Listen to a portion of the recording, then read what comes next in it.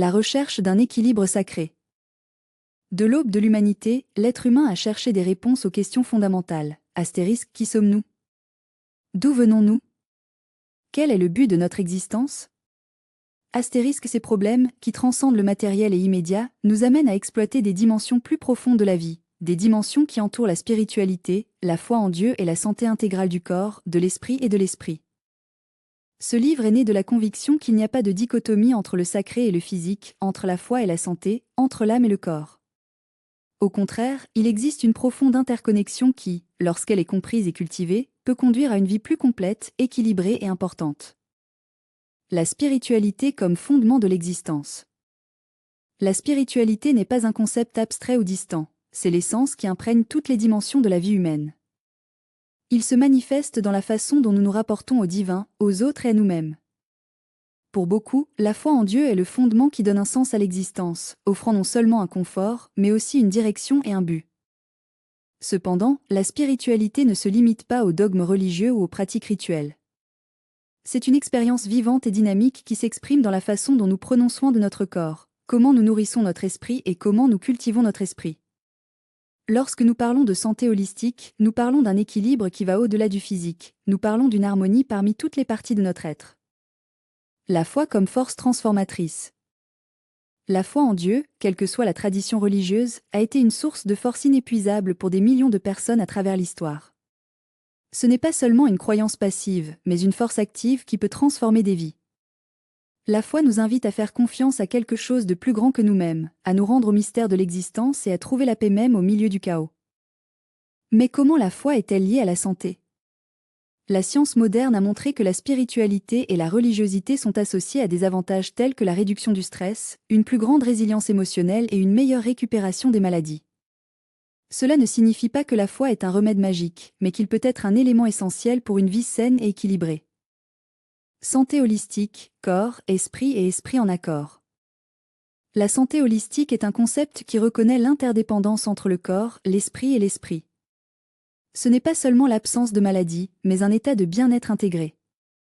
Lorsque nous prenons seulement soin du physique, négligeant les dimensions émotionnelles et spirituelles, nous risquons de vivre une existence fragmentée. La médecine traditionnelle se concentre souvent sur le traitement des symptômes, tandis que l'approche holistique cherche des causes profondes de déséquilibre. En ce sens, la spiritualité et la foi peuvent être des outils puissants pour la guérison, car ils nous aident à comprendre que nous sommes plus que des corps biologiques, des êtres à la recherche de sens. Le défi de la modernité, redécouvrir l'unité. Nous vivons à une époque de progrès technologique et scientifique sans précédent, mais aussi à une époque de fragmentation profonde. La modernité a apporté avec lui l'illusion que nous pouvons séparer l'esprit du corps, l'esprit de la matière, la foi de la raison. Cependant, cette division artificielle nous a rendus plus malades, plus anxieux et plus déconnectés de nous-mêmes et du divin. Ce livre propose un chemin de réintégration. Il ne s'agit pas de rejeter la science ou la médecine, mais de reconnaître qu'ils sont complémentaires de la sagesse spirituelle.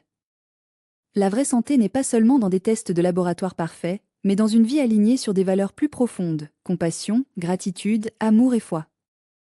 L'invitation au voyage. Ce livre est une invitation à un voyage de connaissance de soi et de transformation. Chaque chapitre explorera différents aspects de l'intersection entre la spiritualité, la foi et la santé holistique, offrant des réflexions, des pratiques et des idées qui peuvent être appliquées dans la vie quotidienne. Ce n'est pas un manuel rigide, mais un dialogue ouvert qui respecte différentes traditions et expériences individuelles. L'objectif n'est pas d'imposer des vérités absolues, mais d'inspirer une recherche personnelle de l'équilibre et de la plénitude. Que ces pages soient un phare pour ceux qui cherchent non seulement à vivre, mais à vivre avec un sens, en harmonie avec Dieu, avec eux-mêmes et le monde qui vous entoure. Astérisque, la santé n'est pas seulement l'absence de maladie, mais la présence de S dans toutes les dimensions de la vie. Astérisque. Continue dans les chapitres suivants. Contexte historique et philosophique, les racines de l'intersection entre la spiritualité, la foi et la santé holistique. 1. Les origines anciennes, la sagesse des peuples primitifs.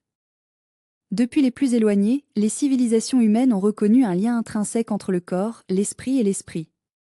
Les peuples autochtones, les cultures chamaniques et les traditions ancestrales comprenaient déjà que la santé n'était pas seulement l'absence de maladie, mais un état d'harmonie avec le cosmos, les dieux et la nature.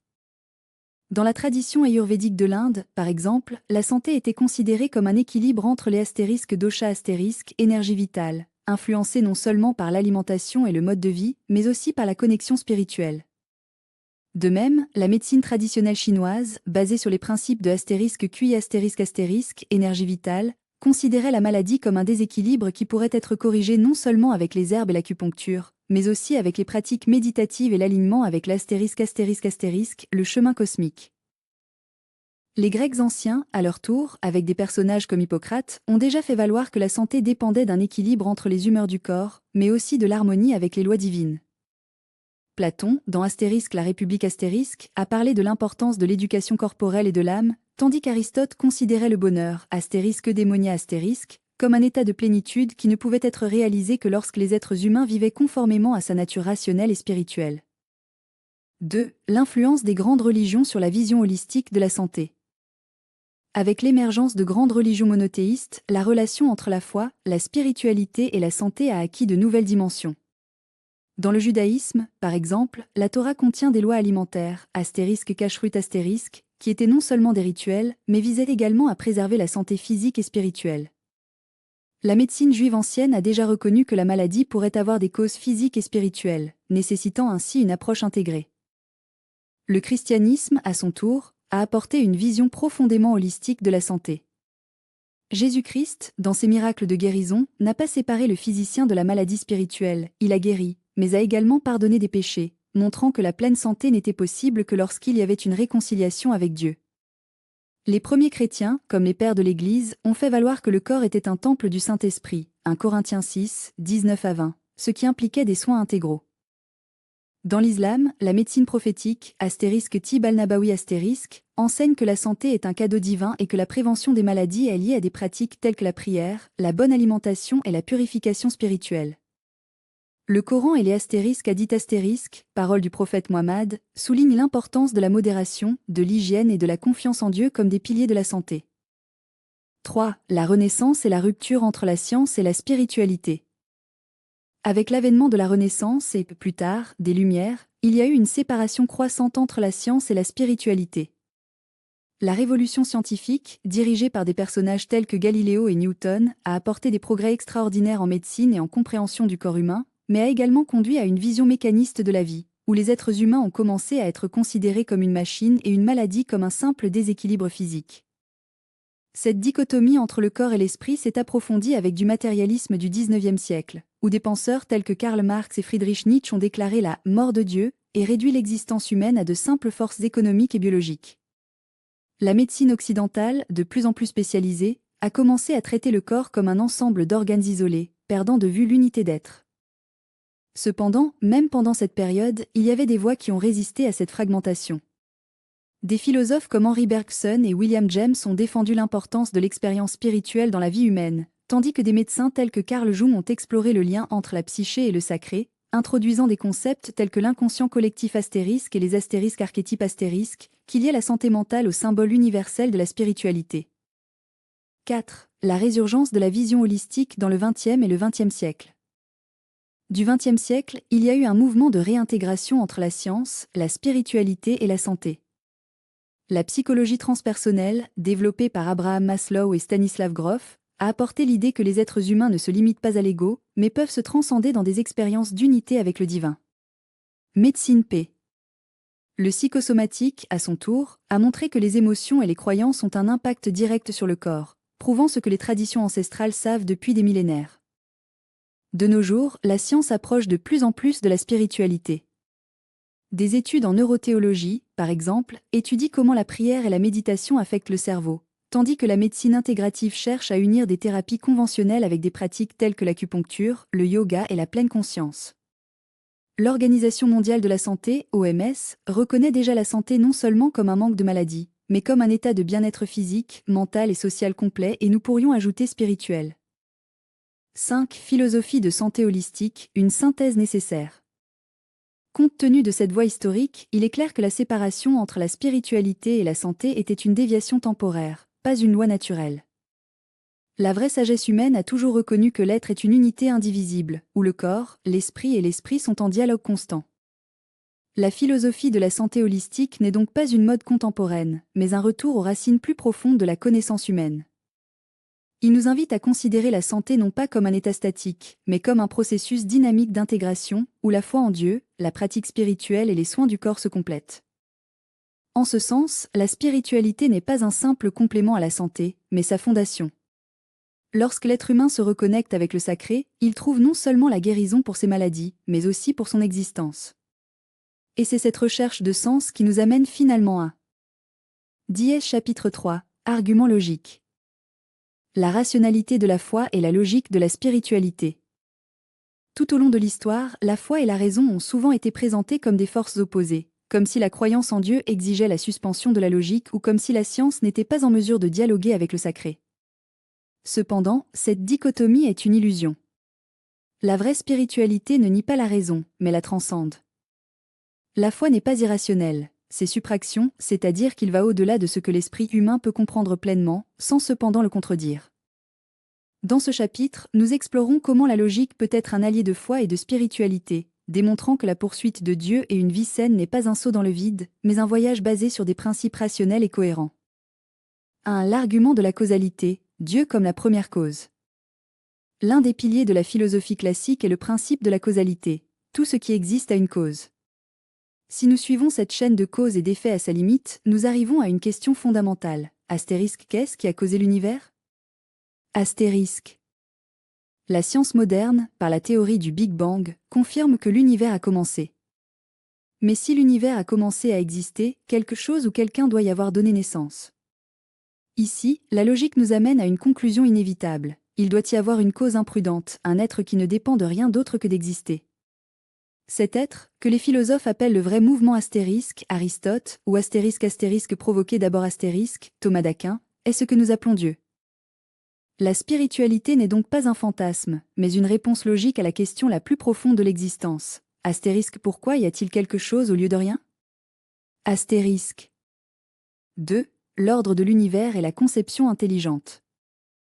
Un autre argument logique en faveur de l'existence de Dieu est l'ordre et la complexité de l'univers. Des lois physiques régissant le cosmos à la structure complexe de l'ADN, tout suggère un but et une intelligence derrière la création. Le philosophe William Paley, dans son travail Théologie naturelle utilise l'analogie de l'horloge. Si nous trouvions une horloge sur le sol, nous ne pensons pas qu'elle est venue par hasard, mais a été conçue par un horloger. De même, la complexité et la précision de l'univers pointent vers un créateur intelligent. La science moderne, en particulier la biologie moléculaire, renforce cet argument. La probabilité que la vie soit survenue par hasard est si infinitésimale que, d'un point de vue statistique, il est plus raisonnable de croire en la conception intelligente qu'à une série de coïncidences impossibles. 3. Moralité objective et existence de Dieu. Si Dieu n'existe pas, la moralité n'est qu'une construction sociale subjective.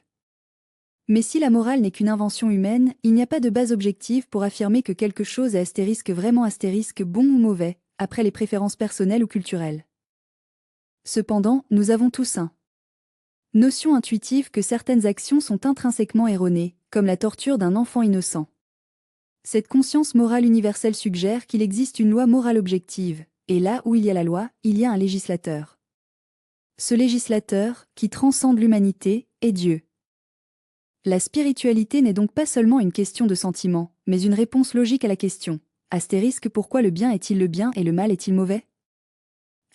Sans Dieu, la morale perd sa base ultime. 4. L'expérience humaine et la recherche du transcendant. En plus des arguments philosophiques, il existe une dimension existentielle qui pointe la réalité de Dieu, l'expérience humaine. Dès le début, l'être humain a cherché le sacré, soit par l'art, la musique, la méditation ou la prière. Cette recherche n'est pas un accident d'évolution, mais un signe que nous avons été faits pour quelque chose de plus grand. Le philosophe et théologien C.S. Lewis a fait valoir que le désir humain pour Dieu est en soi la preuve de son existence. S'il n'y avait pas de Dieu, pourquoi sentirions-nous cette nostalgie de l'infini? Pourquoi allons-nous sonner pour quelque chose qui n'existe pas? La logique nous dit que s'il y a un désir naturel, il doit y avoir un véritable objet qui le satisfait. La faim indique l'existence de la nourriture, la soif, l'existence de l'eau. De même, le désir spirituel indique l'existence de Dieu. 5. Santé holistique et cohérence de la foi. La spiritualité n'est pas seulement un problème théorique, il a des implications pratiques pour la santé intégrale de l'être humain. Des études scientifiques ont montré que les personnes ayant une vie spirituelle active ont tendance à avoir une meilleure santé mentale, une plus grande résilience émotionnelle et même une vie plus longue. Mais pourquoi cela se produit-il? Parce que la foi donne un sens à l'objectif, réduit le stress et favorise des liens sociaux importants. La prière et la méditation, par exemple, ont prouvé des effets sur la réduction de l'anxiété et le renforcement du système immunitaire. Ici, la logique nous montre que la spiritualité n'est pas seulement une croyance abstraite, mais une force tangible qui contribue au bien-être physique, émotionnel et mental. Lorsque nous alignons notre vie sur les principes spirituels, nous ne nous enfuis pas de la raison, mais embrassant la sagesse qui transcende le matérialisme réductionniste. Conclusion, la foi comme choix rationnel. Tout au long de ce chapitre, nous avons vu que la croyance en Dieu et la recherche d'une vie spirituelle ne sont pas contraires à la raison, mais sont en parfaite harmonie avec elle. Les arguments logiques traitent de la causalité à la moralité objective. Sont-ils que la foi est une réponse cohérente aux grandes questions de l'existence? La spiritualité n'est donc pas un saut aveugle, mais un voyage basé sur des principes rationnels. Et lorsque cette foi est intégrée à la santé holistique, elle devient non seulement une croyance, mais une façon de vivre pleinement, le corps, l'esprit et l'esprit en équilibre. Dans le chapitre suivant, nous explorons comment la science moderne a corroboré bon nombre des vérités spirituelles qui, pendant des siècles, n'étaient considérées que des questions de foi.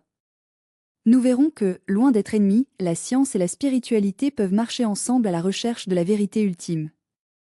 Dièse chapitre 5, arguments émotionnels. L'émotion comme pont entre le divin et l'humain. Les émotions sont le langage le plus intime de l'âme. Ce ne sont pas de simples accidents biologiques ou des réponses instinctives, mais des expressions profondes de notre lien avec le sacré. Lorsque nous parlons de spiritualité holistique, de foi et de santé, il est impossible d'ignorer le rôle des émotions, car elles sont le véhicule par lequel nous éprouvons à la fois la souffrance et la transcendance. La tradition philosophique et théologique reconnaît depuis longtemps que les émotions ne sont pas des ennemis de la raison ou de la foi, mais leurs alliés. Saint Augustin, par exemple, a vu dans les émotions le reflet de la poursuite humaine de Dieu, une sorte de désir agité qui ne trouve que repos dans le divin. De même, en psychologie moderne, des chercheurs comme Carl Jung ont souligné que les émotions sont significatives, révélant souvent de profondes vérités sur notre voyage intérieur. Mais comment, alors, les émotions sont liées à la foi et à la santé intégrale? Et comment pouvons-nous les utiliser non pas comme des obstacles, mais comme des guides dans notre recherche d'équilibre? La foi comme une expérience émotionnelle. La foi n'est pas un acte purement intellectuel. Il implique inévitablement une dimension émotionnelle. Quand quelqu'un dit « je crois en Dieu », cette déclaration n'est pas seulement un assentiment rationnel, mais une livraison qui mobilise le cœur. La vraie foi est autant de réflexion. Dans la Bible, nous trouvons de nombreux rapports dans lesquels l'émotion est le moyen par lequel les êtres humains connaissent une présence divine. Le psalmiste crie « mon âme a soif pour Dieu, du Dieu vivant ». Psaume 42, 2. Cette soif n'est pas une métaphore abstraite, mais une nécessité émotionnelle et spirituelle. De même, la joie, la paix et l'amour, tous les éléments centraux de l'expérience religieuse, sont, tout d'abord, des états émotionnels. Cependant, il y a un paradoxe ici. Bien que les émotions puissent être un moyen de foi, elles peuvent également devenir un obstacle. La tristesse profonde, par exemple, peut conduire au désespoir, tandis que la colère incontrôlée peut éloigner quelqu'un de la communion avec le divin. Par conséquent, la question n'est pas de supprimer les émotions, mais de les comprendre et de les diriger d'une manière qu'ils servent notre poursuite spirituelle et notre bien-être intégral. Santé holistique et équilibre émotionnel. La santé ne se limite pas au corps physique. C'est un état d'harmonie qui implique l'esprit, le corps et l'esprit. Et dans ce contexte, les émotions jouent un rôle crucial. Des études en psychoneuroimmunologie, par exemple, montrent que des états émotionnels négatifs prolongés peuvent affaiblir le système immunitaire, tandis que des émotions positives telles que la gratitude et l'amour sont associées à une plus grande résilience et longévité. Mais comment cultiver cet équilibre émotionnel? La réponse réside dans l'intégration entre la spiritualité et les pratiques d'autogarde. La prière, par exemple, n'est pas seulement un acte de dévotion, mais aussi un outil de régulation émotionnelle. Quand quelqu'un prie, il ne parle pas seulement à Dieu, mais aussi calmer l'esprit et aligner les émotions sur une perspective plus élevée. De même, la méditation, elle est chrétienne, bouddhiste ou laïque, a été largement étudiée par ses avantages pour réduire le stress et favoriser la clarté mentale. Lorsque nous nous permettons de faire taire les voix internes chaotiques, nous créons de la place pour des émotions plus équilibrées et saines. Le danger d'un excès émotionnel est le besoin de discernement. Bien que les émotions soient essentielles, elles peuvent également être trompeuses. L'excès émotionnel, si sous la forme d'une euphorie incontrôlée ou d'une tristesse paralysante, peut nous éloigner de la raison et de la foi mature. La Bible prévient, astérisque le cœur trompe plus que toute chose astérisque, Jérémie 17, 9. Cela ne signifie pas que nous devons nous méfier de nos émotions, mais que nous devons les cultiver avec discernement. La tradition mystique chrétienne, par exemple, parle du besoin de purification des passions. Il ne s'agit pas de réprimer les émotions, mais de les transformer, afin qu'ils servent à l'amour et à la vérité. De même, dans la philosophie stoïque, l'accent est mis sur l'auto-témoignage émotionnel, non pas comme le déni des sentiments, mais comme une maîtrise sur eux afin qu'ils ne nous dominent pas. La joie comme signe du divin. S'il y a une émotion qui synthétise l'intersection entre la spiritualité, la foi et la santé, c'est la joie. Mais pas la joie passante, qui dépend des circonstances extérieures, mais de la joie profonde qui jaillit de la certitude de la présence divine. Jésus, dans son sermon sur la montagne, parle d'une joie qui persiste même dans l'adversité. Astérisque réjouissez-vous et réjouissez-vous, parce que votre récompense est grande dans le ciel astérisque, Matthieu 5h12. Cette joie n'est pas un déni de souffrance, mais une transcendance de celle-ci. C'est possible parce que la foi nous permet de voir au-delà des limitations humaines. La joie dans ce sens est aussi thérapeutique. Il renforce le système immunitaire, améliore la santé cardiovasculaire et augmente la résilience psychologique. Pas étonnant que de nombreuses traditions spirituelles soulignent l'importance du rire, de la gratitude et de la célébration en tant que partie intégrante de la vie de dévotion. Conclusion, les émotions comme un moyen, pas comme une destination. Les émotions ne sont pas la fin de notre voyage spirituel, mais un moyen par lequel nous pouvons approcher le divin. Ils sont comme des vagues qui nous rapprochent de la côte, mais peuvent également nous entraîner si nous ne savons pas comment naviguer. Le défi n'est donc pas de devenir esclave de nos émotions, mais de leur maître. Lorsqu'elles sont intégrées à la foi et à la recherche de la santé holistique, les émotions deviennent des alliés puissants. Ils nous aident à ressentir la présence de Dieu, à prendre soin de notre corps et à trouver un sens même dans les luttes. Et à la fin, c'est cette intégration qui nous permet de vivre non seulement une longue vie, mais une vie complète. Astérisque le cœur a des raisons que la raison elle-même n'est pas au courant astérisque, Blaise Pascal. Et c'est dans ce mystère. Dièse chapitre 3, ARG. Utilisation existentielle. La recherche de sens dans un monde fragmenté. L'existence humaine est marquée par une tension intrinsèque, la recherche d'un sens dans un monde qui semble souvent indifférent à nos questions les plus profondes. Le philosophe existentialiste Jean-Paul Sartre a affirmé que l'homme était condamné à la liberté, c'est-à-dire que nous sommes responsables de créer notre propre sens dans un univers qui ne nous offre pas de réponse prête. Cependant, cette liberté, au lieu d'être libératrice, peut devenir un fardeau lorsqu'il n'y a pas de base solide sur laquelle construire notre existence. C'est dans ce vide que la spiritualité et la foi en Dieu émergent comme des réponses possibles, non pas comme des évasions de réalité, mais comme des structures qui donnent une cohérence à notre voyage. La question centrale de ce chapitre est, astérisque, comment pouvons-nous trouver un sens dans l'existence sans tomber dans le nihilisme ou le dogmatisme aveugle?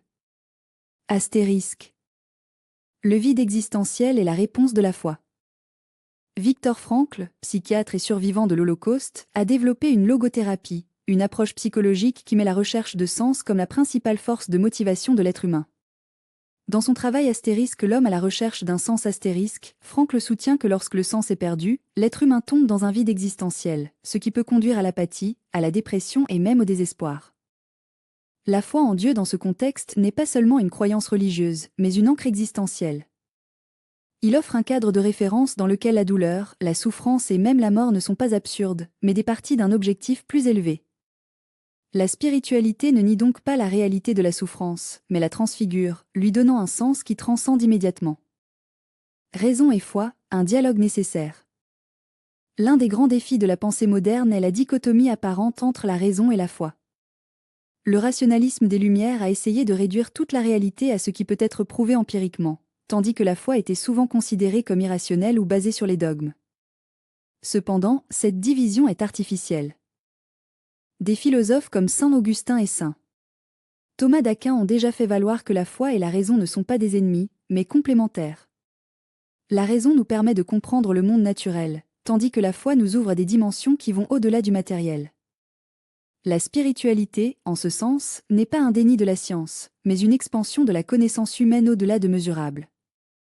La santé holistique comme expression de la spiritualité. Si la foi et la raison peuvent coexister, la même chose se produit avec la spiritualité et la santé physique. La médecine moderne reconnaît de plus en plus que le bien-être n'est pas seulement l'absence de maladie, mais un état d'équilibre entre le corps, l'esprit et l'esprit. La santé holistique n'est donc pas un concept alternatif, mais une nécessité humaine fondamentale. Des pratiques telles que la méditation, la prière et la pleine conscience ont été étudiées scientifiquement et prouvées comme bénéfiques pour la santé mentale et physique. Ils réduisent le stress, améliorent l'immunité et favorisent un sentiment de paix intérieure. Mais plus que cela, ils nous connectent avec quelque chose de plus grand que nous-mêmes, pour être appelé Dieu, l'univers ou la conscience cosmique. Souffrance et rédemption existentielle. L'un des plus grands paradoxes de l'existence est que la souffrance, bien que douloureuse, peut être un moyen de croissance spirituelle. Le philosophe danois Søren Kierkegaard, considéré comme le père de l'existentialisme, a soutenu que l'angoisse est essentielle au développement de la foi. Selon lui, c'est au moment du plus grand désespoir que les êtres humains peuvent trouver Dieu de manière plus profonde. Cela ne signifie pas que la souffrance doit être glorifiée, mais qu'elle peut être transformée. La spiritualité ne promet pas l'absence de douleur, mais la capacité de transcender la douleur, trouvant un sens qui le rend supportable. Liberté et responsabilité spirituelle. Si, comme Sartre l'a dit, nous sommes condamnés à la liberté, alors nous sommes également responsables de nos choix. La spiritualité ne nous exempte pas de cette responsabilité, mais nous donne un contexte dans lequel nos actions ont une signification éternelle. La foi en Dieu n'est pas une façon d'échapper à la liberté, mais de l'exercer plus pleinement. Lorsque nous reconnaissons qu'il y a un plus grand objectif pour nos vies, nos choix prennent un poids différent. Nous n'agissons plus uniquement sur l'impulsion ou la commodité, mais avec la conscience que chaque acte a des conséquences qui vont au-delà du moment présent. Conclusion, l'existence en pèlerinage. La vie humaine est un pèlerinage, un voyage à la recherche de quelque chose que nous ne regardons souvent que de manière fragmentée. Les arguments existentiels nous montrent que bien que nous n'ayons pas toutes les réponses, nous pouvons trouver un sens dans la foi, la raison et la recherche de la santé intégrale.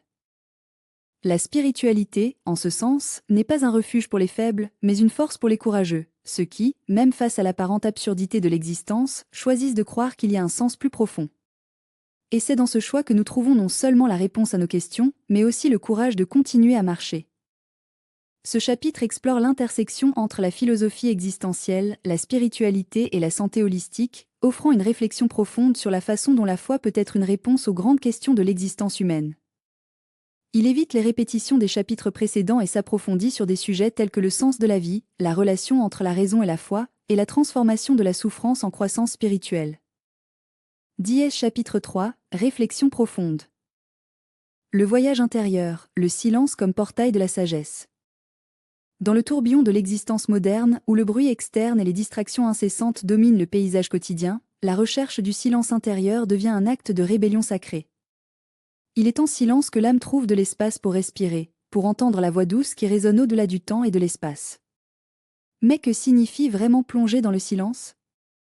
Il ne s'agit pas seulement de l'absence de son, mais de la volonté d'entendre ce qui transcende l'auditif, le murmure de l'esprit, la langue de la conscience pure.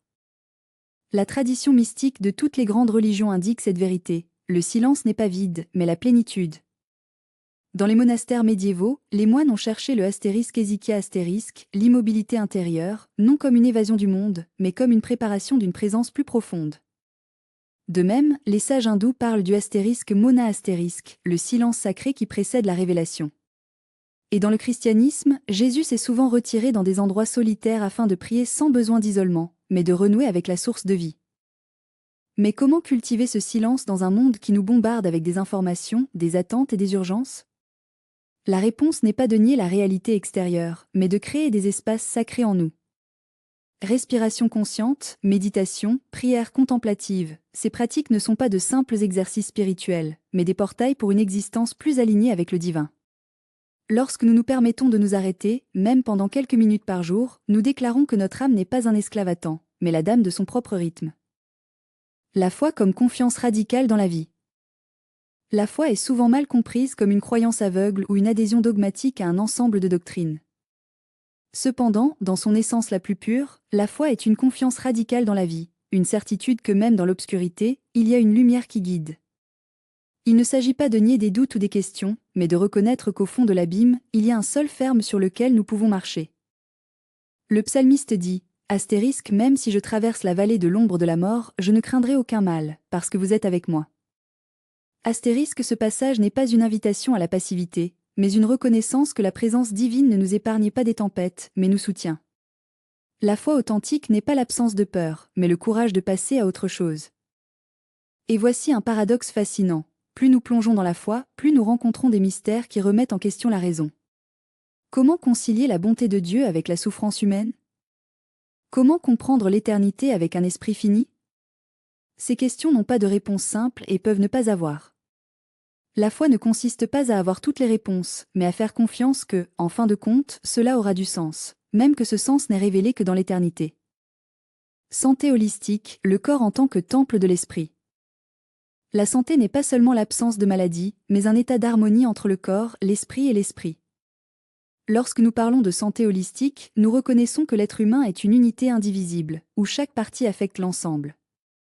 L'apôtre Paul, dans sa lettre aux Corinthiens, écrit « Astérisque, ne savez-vous pas que vous êtes le temple du Saint-Esprit, qui habite en vous ?» Astérisque, ce passage n'est pas une simple métaphore, mais une invitation à traiter notre corps avec révérence, car c'est le véhicule par lequel le divin il se manifeste dans le monde. Cependant, la société contemporaine réduit souvent la santé à une question d'esthétique ou de performance, oubliant que le corps est sacré. La nourriture n'est pas seulement du carburant, mais un acte de gratitude à vie. Le mouvement n'est pas seulement de l'exercice, mais une célébration de la capacité d'exister. Et le repos n'est pas paresseux, mais une reconnaissance que nous sommes des êtres limités, qui doivent se recharger pour continuer le voyage.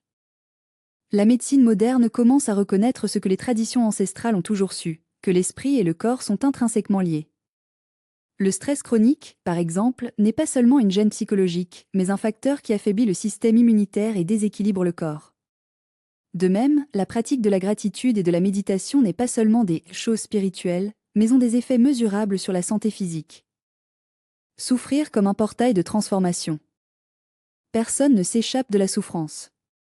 Il est une partie inhérente de la condition humaine, et essayer de le nier, c'est nier sa propre vie. Mais que faisons-nous de la douleur? Comment l'interpréterons-nous? La souffrance peut être une punition dénuée de sens, ou elle peut être un appel à la profondeur, une invitation à transcender la superficialité de l'existence. Dans la tradition chrétienne, la croix est le symbole ultime de cette vérité. Jésus n'a pas évité de souffrir, mais l'a transformé en rédemption. De même, dans les philosophies orientales, la souffrance est considérée comme un maître sévère qui nous enseigne les leçons que le bonheur ne pouvait pas. Le bouddhisme parle de astérisque dukkha astérisque, l'insatisfaction inhérente à la vie, non pas comme quelque chose à éliminer, mais comme un point de départ pour l'éclairage. Et qu'en est-il de la santé? Souvent, c'est précisément la maladie qui nous fait nous arrêter et repenser nos vies. Combien de personnes ne trouvent que le sens après un diagnostic difficile? Combien ne découvrent que l'importance de l'amour et de la connexion lorsqu'ils sont confrontés à la fragilité? La souffrance, lorsqu'elle est bien accueillie, peut être le catalyseur d'une vie plus authentique et alignée avec le divin. L'unité de toute chose. En fin de compte, toutes ces réflexions nous amènent à une vérité fondamentale. Tout est connecté. La spiritualité n'est pas un domaine distinct de la santé, et la foi n'est pas un refuge loin de la raison. Tout cela fait partie d'un tissu sacré, où chaque fil est essentiel à la beauté de l'ensemble. Lorsque nous comprenons cela, nous commençons à vivre différemment. Nos choix alimentaires deviennent des actes de révérence. Nos prières font. Dièse conclusion, la voie de l'intégration sacrée. En arrivant à la fin de ce voyage, nous sommes invités à refléter non seulement ce qui a été discuté, mais aussi comment ces réflexions peuvent devenir une action, dans la vie, une existence qui est vraiment une foi, une spiritualité et une santé harmonieuse. Ce n'est pas un point d'arrivée, mais une invitation à un nouveau départ, une invitation à vivre plus consciemment, plus aligné sur le divin et plus intégré dans toutes les dimensions de l'être. La synthèse du sacré et de l'humain. La recherche d'un équilibre entre la spiritualité, la foi et la santé n'est pas une tâche linéaire, mais un processus continu d'autodécoloration et de transformation. Tout au long de ce livre, nous explorons comment la foi en Dieu ne se limite pas aux dogmes ou aux rituels, mais se manifeste comme une force vivante qui peut guérir, inspirer et élever l'être humain. La spiritualité, à son tour, n'est pas un refuge du monde, mais un pont qui relie le visible à l'invisible, le temporel à l'éternel. La santé dans ce contexte n'est pas seulement l'absence de maladie, mais un état de plénitude qui englobe le corps, l'esprit et l'esprit. Lorsque nous comprenons que nous sommes des êtres multidimensionnels, nous réalisons que prendre soin d'une partie sans considérer les autres, c'est comme essayer de construire une maison sans fondation. La vraie santé survient lorsque la foi nourrit l'âme, la spiritualité éclaire l'esprit et le corps devient un temple sacré. La responsabilité du choix conscient. Vivre d'une manière intégrée nécessite des choix quotidiens. Chaque pensée, chaque action, chaque mot est une graine que nous plantons dans notre jardin intérieur. La foi nous donne une direction, la spiritualité nous donne de la profondeur et la santé nous donne la vitalité nécessaire pour passer à autre chose. Mais en fin de compte, nous sommes nous qui ont décidé comment cultiver cette intégration. La société moderne nous pousse souvent à un rythme accéléré, où le matériel est valorisé au-dessus de l'essentiel. Cependant, lorsque nous nous arrêtons pour réfléchir, nous réalisons que la vraie richesse n'est pas ce que nous accumulons, mais ce que nous sommes. La foi nous rappelle que nous sommes plus que des corps transitoires, la spiritualité nous rappelle que nous faisons partie d'un ensemble plus grand, et la santé nous rappelle que ce corps, cet esprit et cet esprit sont des cadeaux qui doivent être honorés. L'art de vivre dans la plénitude. La plénitude n'est pas un état statique, mais un flux continu de croissance et d'adaptation. Tout comme une rivière qui n'est jamais la même, nous sommes également constamment transformés. La foi nous donne la sécurité que même dans le changement, il y a un plus grand objectif. La spiritualité nous apprend à couler avec la vie sans résistance inutile. Et la santé nous permet d'avoir l'énergie et la clarté pour naviguer dans ces eaux. Mais comment atteindre cette plénitude? Il n'y a pas de formule magique, mais il y a des principes qui peuvent nous guider. 1. Présence et pleine attention. Soyez vraiment présent ici et maintenant, sans se perdre dans les angoisses à propos de l'avenir ou les regrets du passé. 2. Connexion avec le divin. Cultivant une relation personnelle et intime avec Dieu, non pas comme une figure lointaine, mais comme une présence aimante qui soutient toute chose. 3. Soins intégraux. Nourrissez le corps avec des aliments sains, l'esprit avec des pensées élevées et l'esprit avec des pratiques qui le renforcent. 4. Communion et service. Reconnaître que nous ne sommes pas seuls et que notre parcours spirituel et santé est également un voyage d'amour du voisin. Le défi de la transformation permanente. La vraie transformation ne se produit pas du jour au lendemain. C'est un processus qui nécessite de la patience, de la persévérance et, surtout, de la confiance. Il y a des jours où la foi semble fragile, la spiritualité semble distante et la santé semble inaccessible.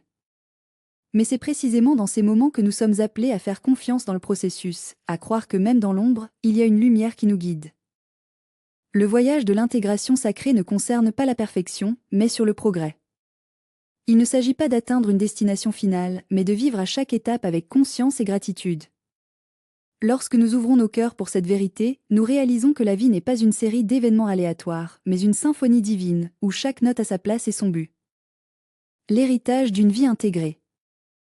À la fin de ce travail, l'invitation est simple mais profonde. *live pour que votre foi, votre spiritualité et votre santé soient le reflet de l'amour que vous portez en vous.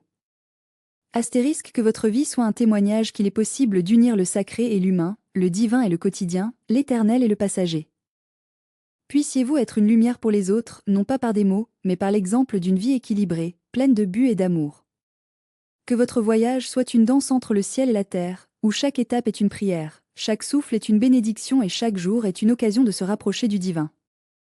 Et donc, avec un cœur ouvert et un esprit serein, nous ne marchons pas à une fin, mais vers un nouveau début, un début où la foi, la spiritualité et la santé entrelacent une danse sacrée, nous guidant vers la plénitude qui a toujours été en nous. Quoi qu'il en soit.